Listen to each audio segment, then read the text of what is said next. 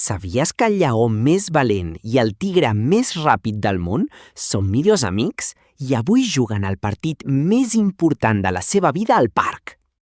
En Leo, el lleó, i en Tico, el tigre, es van despertar molt d'hora. El sol brillava al cel com una moneda d'or i l'herba del parc estava molt fresca. Tots dos portaven les seves samarretes de futbol preferides. El Leo en portava una de color vermell foc i en Tico una de color blau cel, molt boniques. Quan van arribar al centre del parc, van trobar els seus amics. Hi havia la girafa Gemma, l'elefant Enric i la zebra Blanca, tots preparats per començar a jugar. La pilota era rodona i plena de colors brillants. El Leo la va posar al mig del camp i va fer un rugit molt suau, que volia dir «Que comenci el joc!». El partit va començar amb molta alegria. En Tico corria molt ràpid amb la pilota a les potes, esquivant els arbres i les flors del parc sense tocar-ne cap. L'elefant Enric era el porter i era tan gran que gairebé tapava tota la porteria feta amb 2 pals de fusta. Però ell sempre reia amb moltes ganes. En Leo va fer una passada llarga cap a la girafa Gemma. Ella, amb el seu coll llarg, va controlar la pilota amb el cap d'una manera molt divertida i hàbil. Tots els animals del bosc s'havien reunit per mirar. Els ocellets piulaven des de les branques i els conills saltaven d'alegria cada vegada que algú feia una jugada. De cop, en Tico va fer un salt increïble i va xutar la pilota amb molta força. La pilota va volar pel cel com si fos un estel fugaç de colors. L'Enric, l'elefant, va intentar aturar-la amb la seva trompa llarga, però la pilota anava tan ràpid que va entrar a la porteria. Gol! Tots van cridar de felicitat. En Leo i en Tico es van fer una abraçada de millors amics. No importava qui guanyava. El més important era que s'ho estaven passant d'allò més bé junts. El partit va continuar amb jugades màgiques.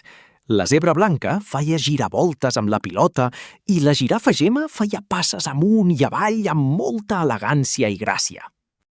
En Leo va agafar la pilota i va començar a córrer.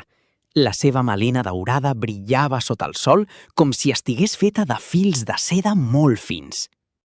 Amb un moviment molt suau, en Leo va passar la pilota a en Tico. Ells dos s'entenien només amb la mirada, perquè eren amics des de feia molt temps. Llavors, en Tico va fer una xilena espectacular. Va saltar cap enrere i va tocar la pilota al cel. Tots els animals es van quedar amb la boca oberta.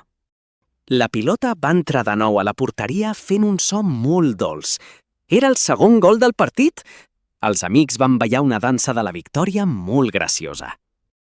Quan el sol va començar a baixar i el cel es va tornar de color taronja i rosa, l'àrbitre mussol va xiular al final del partit amb molta pau. Tots els animals es van donar la pota i es van dir que havien jugat molt bé. Estaven cansats, però tenien el cor ple de joia i molta amistat. En Leo i en Tico van començar a caminar cap a casa seva. Pel camí feien bromes i recordaven els gols tan bonics que havien fet durant tota la tarda. Quan van arribar a la porta de casa seva, van notar una olor molt bona. Era una olor de pastís de fruites i de llet calenta amb molta mel. Van obrir la porta i... sorpresa! Les seves famílies els esperaven amb una festa de celebració per haver jugat tan bé i haver compartit tants moments especials. A sobre la taula hi havia un pastís gegant decorat amb una pilota de futbol de xocolata. També hi havia sucs naturals i moltes galetes de civada i coco. En Leo i en Tico van menjar amb ganes i van explicar totes les seves aventures. Estaven molt agraïts de tenir una família que els estimava tant i tan bé. Finalment, els dos amics se'n van anar a dormir ben tips i contents, sabent que demà tornarien a jugar junts, perquè la millor victòria és tenir un gran amic.